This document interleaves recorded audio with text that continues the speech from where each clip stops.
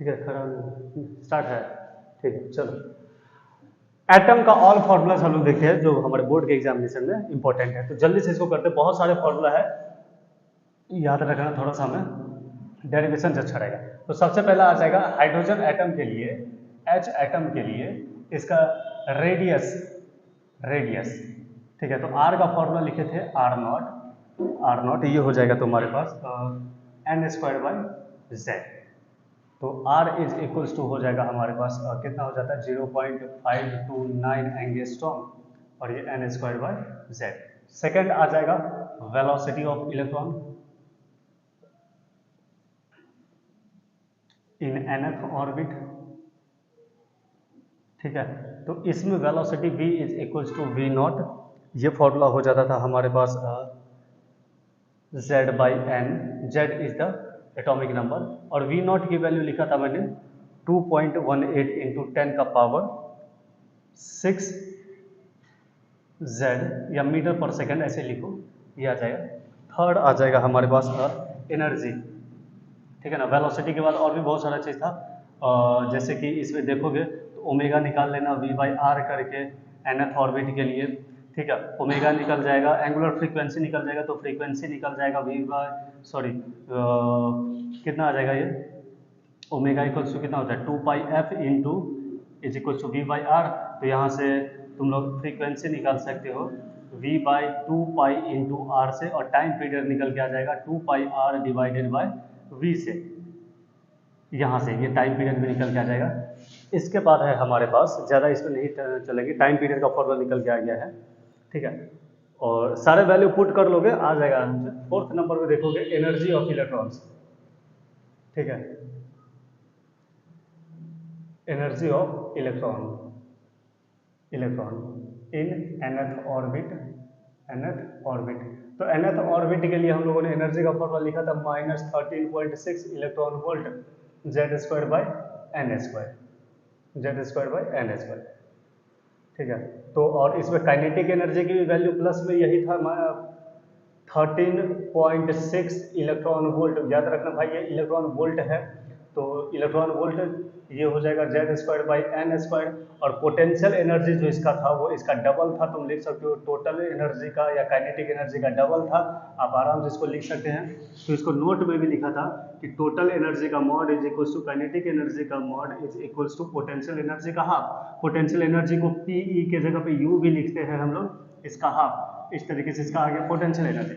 और नोट में एक बात ये भी लिखा था कि 1 electron volt is equal to 1.6 into 10 का पावर -19 जूल, ऐसे कन्वर्ट कर सकते हैं इसको हम लोग। ठीक है, एनर्जी का काम इसमें खत्म हो गया।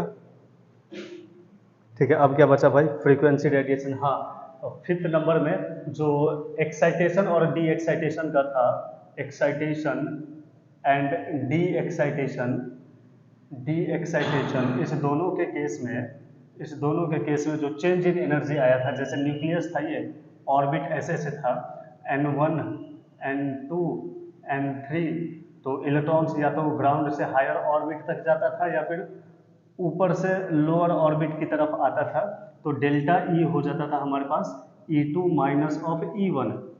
ठीक है, और ये बात देख रखियो कि इसका एनर्जी कितना था -13.6 इलेक्ट्रॉन वोल्ट, इसका कितना था -3 एक बार मैच कर लेना कितना था 3.5 इलेक्ट्रॉन वोल्ट, और ये था -0.85 इलेक्ट्रॉन, चेक कर लेना एक बार, निकाले होंगे वैल्यू हम लोगों ने थ्योरी क्लासेस में। ठीक है, उसको तुम देख सकते हो। ये था इसके डिफरेंस ऑफ एनर्जी निकालने का कि कितनी एनर्जी चाहिए एक ऑर्बिट से दूसरे ऑर्बिट में जाने के लिए। ठीक है, नेक्स्ट देखोगे इसमें तो वही रिडबर्ग फार्मूला था एक हमारे पास, जो रिडबर्ग फार्मूला था, रिडबर्ग फार्मूला, फार्मूला। ठीक है, थ्योरी वाले पार्ट में देख लेना, उसमें मैंने अच्छे से एक्सप्लेन किया हुआ है। तो रिडबर्ग फार्मूला में यहाँ से 1 by lambda is equal to R into Z square, और ये लिखते थे 1 बाई n1 का स्क्वायर माइनस 1 बाई n2 का स्क्वायर। ठीक है, ये था रिडबर्ग फार्मूला। आर की वैल्यू लिखते थे हम लोग 10 का पावर 7 पर मीटर था।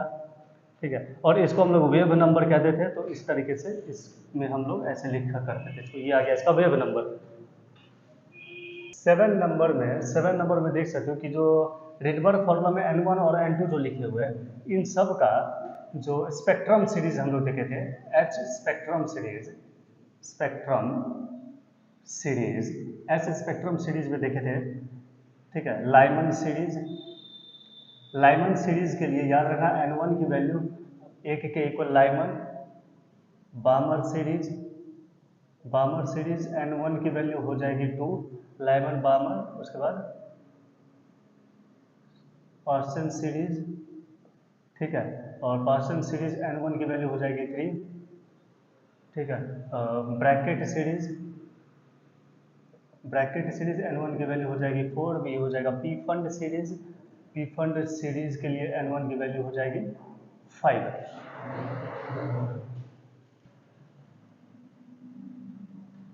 Orbital angular velocity, orbital angular velocity, यहाँ पे एक फॉर्मूला था हमारे पास जो इसको लिखे भी थे हम लोग NH/2 और यही से सेकंड पोस्टुलेट्स को हम लोग आगे कंटिन्यू करके वेलोसिटी वगैरह निकाले हुए थे, ठीक है। 9th नंबर में आ जाएगा हमारे पास डी ब्रॉगली,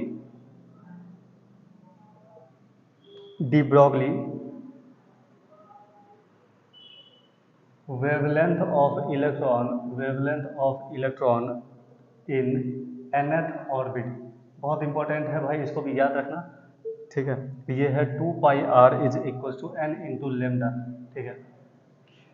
इसमें और फर्स्ट पोस्टुलेट में पुट करके इसको लोग निकाल सकते हैं, ठीक है। और एक जो 10 है जो इंपॉर्टेंट भी है, रेडियस और एनर्जी के रेशियो के टर्म में कुछ क्वेश्चंस आते हैं, तो इसमें लिख लेना रेडियस एनर्जी, या ऐसे लिखो ना रेडियस एनर्जी ऑफ इलेक्ट्रॉन, या रेशियो के फॉर्म में लिखो, रेशियो के टर्म में। तो हम लोग लिखते हैं Rn nth ऑर्बिट का, या फिर दूसरे एटम का mth ऑर्बिट का फॉर्मूला हो जाएगा n² डिवाइडेड बाई mn², और energy En/em is equals to m² divided by n², ठीक है। इसको थोड़ा सा इंपॉर्टेंट लगा लेना, क्वेश्चन सॉल्व करने के टर्म में ये बहुत काम आएगा ये सब चीज़ें, ठीक है।